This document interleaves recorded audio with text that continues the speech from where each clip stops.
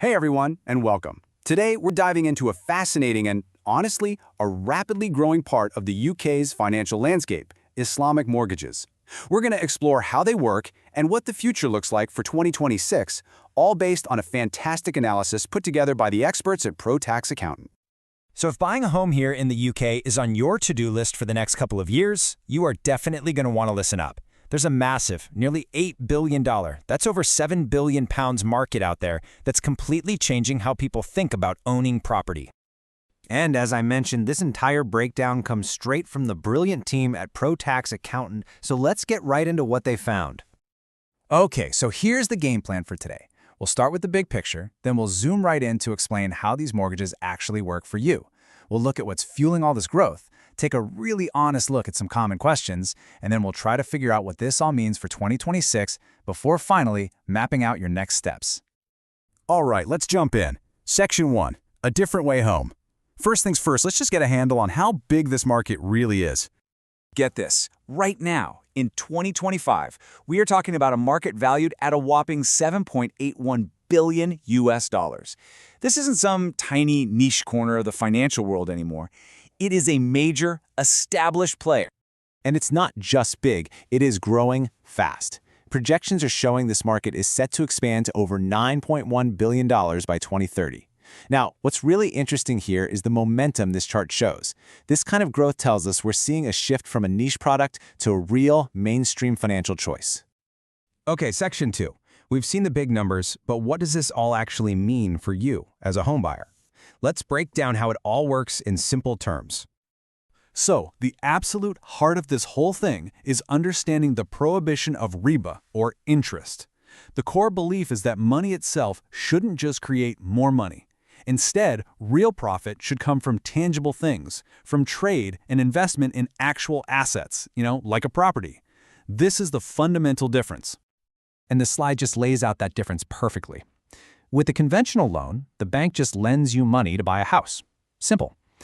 But in the Islamic model, it's a genuine partnership. The bank buys the property with you, and then you slowly buy out their share. It is a totally different relationship right from the very beginning. Let's make this real. So meet Aisha. She's a freelancer in London. She wants to buy a £300,000 flat. In the most common UK model, which is called Diminishing Musharaka, she and the bank form a partnership. Aisha puts down a £60,000 deposit, so she owns 20%. The bank provides the other £240,000, owning 80%. Now Aisha lives in the property and makes one monthly payment. Part of that payment is rent for the 80% she doesn't own yet, and the other part is used to buy a little bit more of the bank's share. With every single payment, her ownership stake grows, and the rent she pays actually goes down because the bank's share is smaller. This just keeps going until, eventually, boom, she owns 100% of the property. The journey is from partnership to sole ownership. So now that we kind of get the how, let's zoom back out. Section 3, the forces driving growth. What is actually turning this into such a mainstream movement? Here's a quick pro tip that is actually a huge part of this story. In the past, because the bank technically bought the property first, Islamic mortgages could get hit with stamp duty twice, which was a massive disadvantage. But then, government tax reforms got rid of this double charge, and that was an absolute game changer. It leveled the playing field and made these products truly competitive. Now, that tax parity is just one piece of the puzzle. The rise of fintech is making these products accessible to people way outside of the major cities. London's status as a global financial hub gives the whole sector credibility and expertise. And of course, there's a growing demand from the UK's Muslim population. But stay with me here. This next point might actually surprise you. There is a powerful ethical appeal that is attracting a much, much wider audience.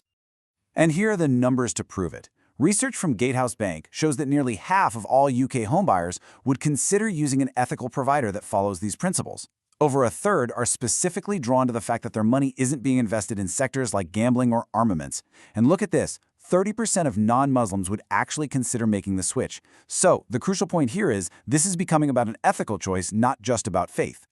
But, to get a complete picture, we have to be balanced. So, Section 4, an honest look inside. We need to address the common questions and the criticisms. And stay with me, because this is what the critics often focus on, and it's really important to understand. So, let's just ask the question directly. No financial product is perfect. What are the common debates and the potential drawbacks here? Here's a key perspective from Ibrahim Khan of Islamic Finance Guru. He points out that the ideal is a true partnership where the bank shares in the risk. But he argues that in practice, there are a few areas where the current models, well, they fall a little short of that ideal. Let's break those down. First, risk sharing. Critics say that the home buyer is often responsible for all the insurance and all the maintenance, which doesn't really feel like a true 80-20 partnership. Second, the rental rates are often benchmarked against conventional interest rate markers rather than the actual rental value of the property in that specific area. Third, the price at which you buy back the bank share is typically locked in right at the start, which means the bank isn't exposed to market ups and downs. And finally, on a systemic level, these banks still operate within the wider conventional banking system. These are all valid points of discussion as the industry evolves. Okay, so putting all of that together, the growth, the mechanics, the critiques, what does this mean for you looking ahead to 2026? Section 5, your 2026 property outlook.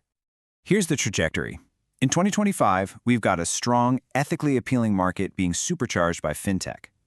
As we head into 2026, the key trend to watch is going to be more innovation.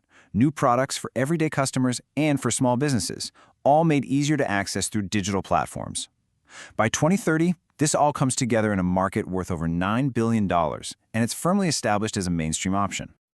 Okay, let's bring it all home. Section 6, navigating your next steps. What are the most important things for you to remember from all of this?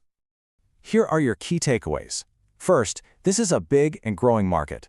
Second, its ethical principles are giving it a very broad appeal. Third, just remember the core idea. It's a partnership, not a loan. It's different, but not necessarily more difficult.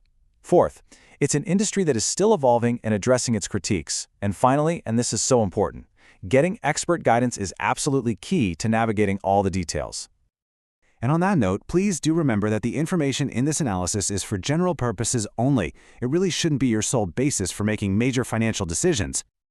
To truly navigate your property journey with confidence, whether it's understanding the tax implications or the financial structure, you really must consult an expert. For guidance on this and other tax issues, get in touch with the team at ProTax Accountant. You can reach them on WhatsApp or by phone at 07985 689912, or you can send an email to info@protaxaccountant.co.uk. Thanks for joining us.